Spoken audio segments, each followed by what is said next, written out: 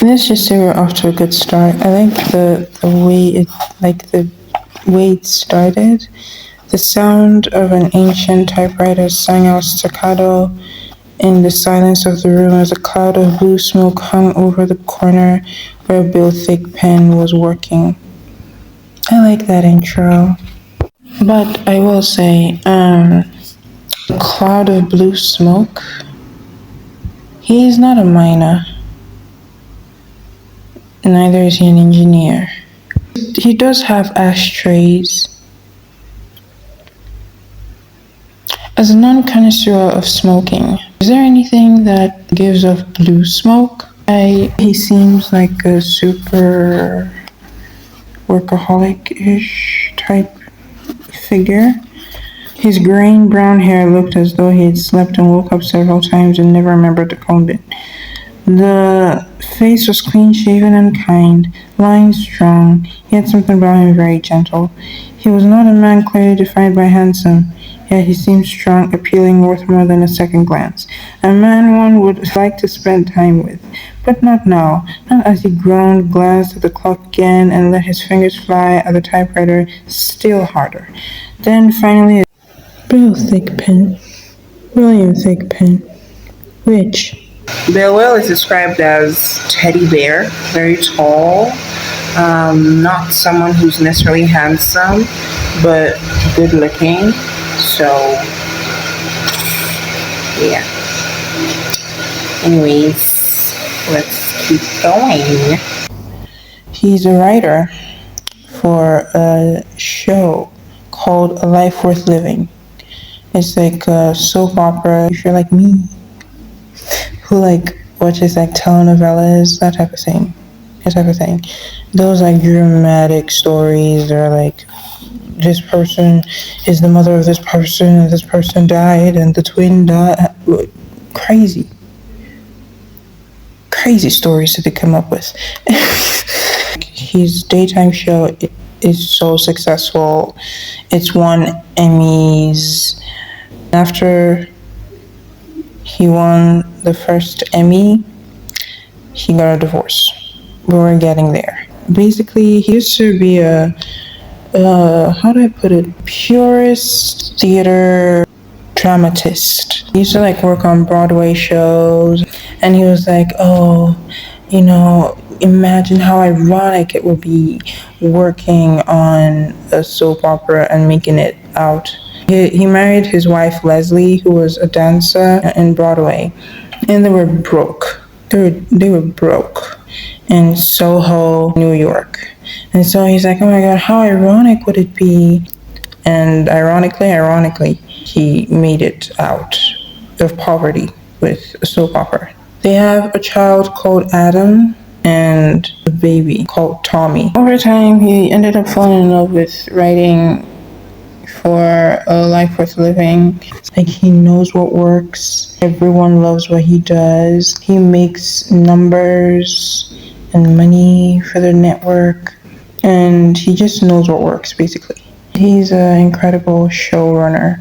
I think that's what they call that, right? He's always lurking when, they're acting it. And from what it seems it's a live thing. There's no editing. I don't know how that works. So granted, this book seems it was written very old times.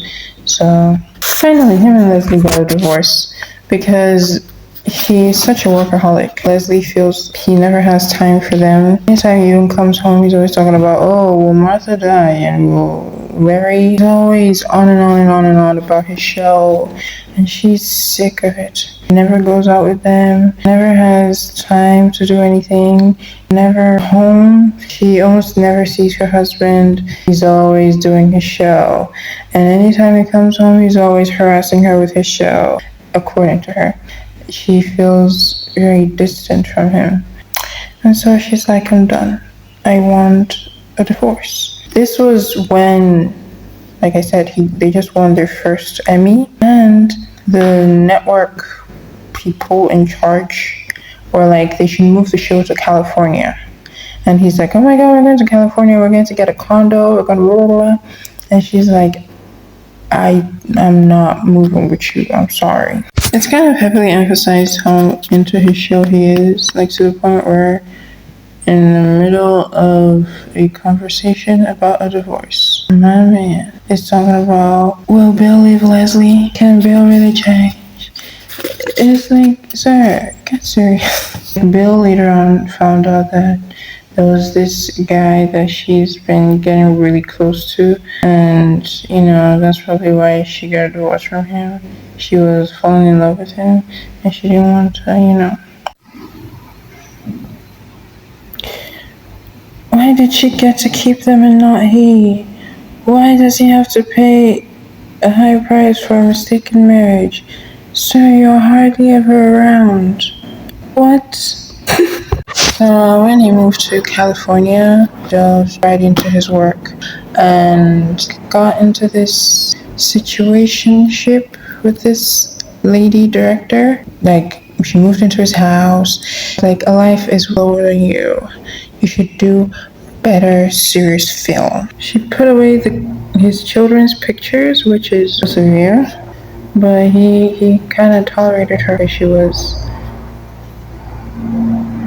experienced, and she treated him like her child. He had enough of it, so she told him to forget his children.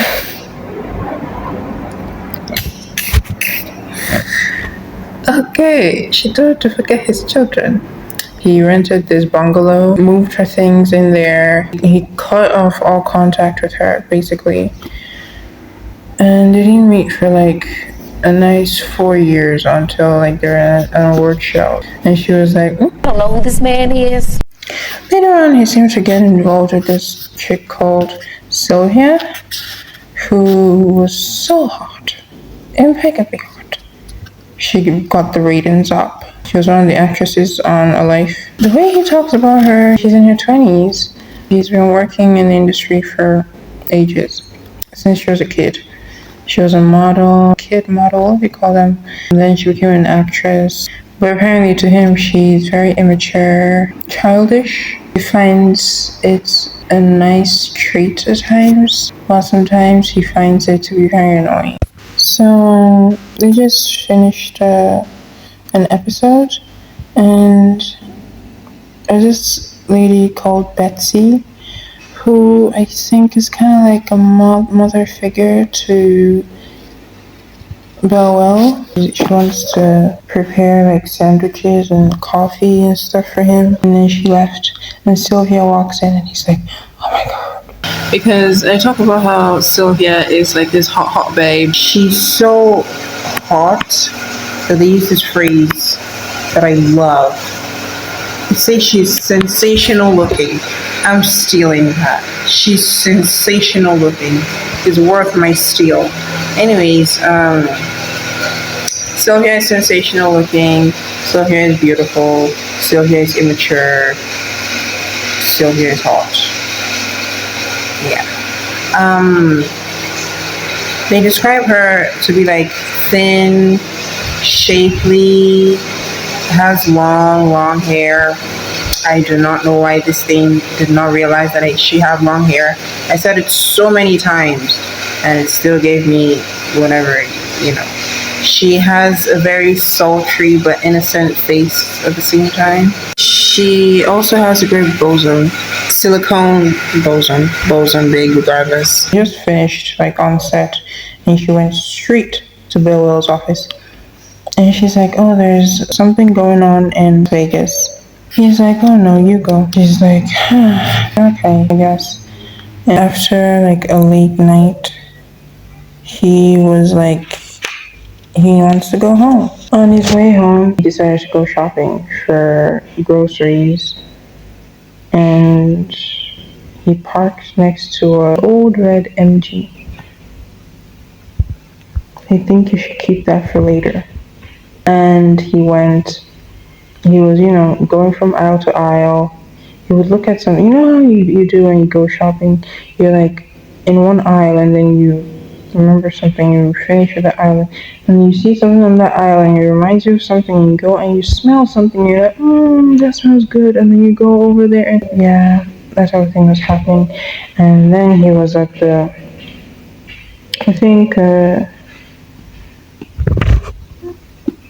toiletries aisle, if I'm not mistaken, and there was this lady that bumped into him. Like, poof, you know how, the classic bumps? And like poof, and everything just fell flying. Because that's how all bumps work. He fell flying and fell after flying, and he's like, oh my god, I'm so sorry, I'm so sorry. So gentlemanly and so gentlemanly. And he picked up everything. He helped her pick stuff up, paper towels everywhere. And he's like, oh my god, I'm so sorry. And he gave her, and she's singularly the most wholesomely beautiful, cleanly beautiful, clean. I don't know what that means. It means that she is not wearing a lot of makeup. Maybe she is not like overtly dressed. I think she'll probably be the type that One Direction would sing "What Makes You Beautiful" to.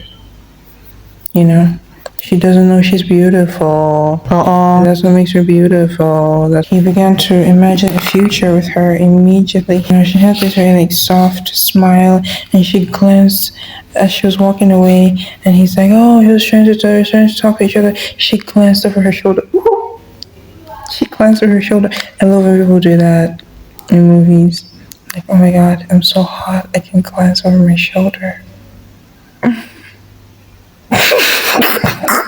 At the counter, as she was trying to pay for her stuff, he realized her wedding band. I like that word, wedding band. He realized she had a wedding band on, and he's like, I can't even chase her, I can't even pursue her. And he went out to his Chevrolet car. He didn't see the old red MG.